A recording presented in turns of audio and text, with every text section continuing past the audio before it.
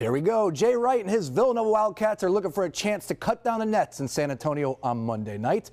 But before they can even think that far, they must defeat Kansas this evening. Our own Kristen Rogers is live in San Antonio with a preview. And Kristen, about as big as it gets for Nova tonight, and I'm sure Jay Wright would agree.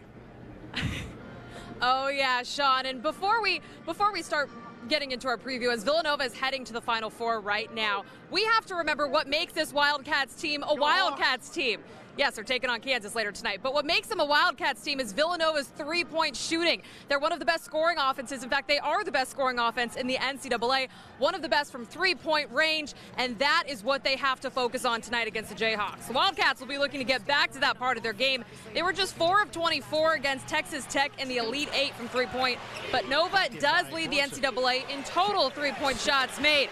All that being said, it's something Jay Wright says stems from Nova looking at the pros. We all watch the NBA. We all learn from those guys. They're the best players and coaches. And then I think the rules of the two rules, obviously the three-point line, but the freedom of movement, the emphasis on freedom of movement, lack of physicality, is making that the evolution of the game. So Kansas, no slouch from three-point range either. In fact, statistically speaking, they are in the top 5. But this is the third straight Big 12 team that Villanova is taking on. And yes, Kansas is that conference champion, but it seems like Nova has that formula down. And we're seeing a lot of Kansas fans. We're seeing a lot of Villanova fans trickling in. The atmosphere here at the Alamo Dome is going to be bananas later today, Sean. That's right. Enjoy it, Kristen. And it's been working for Nova all season long, so why change it up now? All right, over to the NBA hardwood.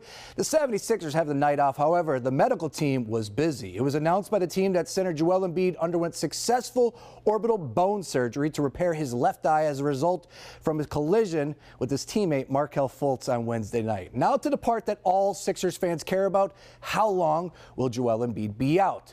Well, this seems like another process we must trust, the process of healing. Embiid will be re-examined in 5 to 7 days, and sources are saying, depending on the pain, Embiid could return to the court in 2 weeks. Little season's mathematics for you here. 11 more days worth of regular season, and the playoffs don't start till April 14th. So even if Joel needed 3 weeks to recover, the Sixers would still be in the first round of the games. That's good news. So for all of you that were tweeting and crying that Joel Embiid is finished for the year, you did that all for nothing. As you can see, you can't trust anybody these days. My wife took a shot at me and put it on social media.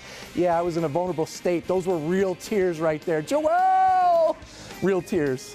It's okay, because we got to dry those tears, because we got some good news from the Sixers. Sixers legend Mo Cheeks will be finally inducted into the Basketball Hall of Fame. Mo did it all for the Sixers, coach and player, but his numbers on the court and winning it all with the Sixers back in 1983 are why he will be inducted along with the rest of the 2018 class. Guys like Ray Allen, Steve Nash, Grant Hill, and Jason Kidd will join Mo. Here's Cheeks on getting the call. It's really unbelievable to think about all the names that's in the Hall of Fame, and to think that my name is up there with those guys. It's an unreal feeling, and really it's hard to think right now and think that I'm up there with those guys. It's an unbelievable feeling to think like that, and it really hasn't stuck in yet.